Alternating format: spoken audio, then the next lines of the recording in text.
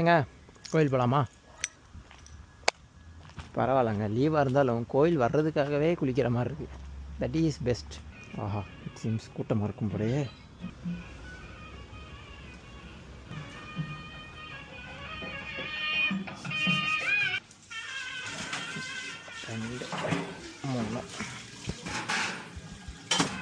இது action madam. Madam இது action.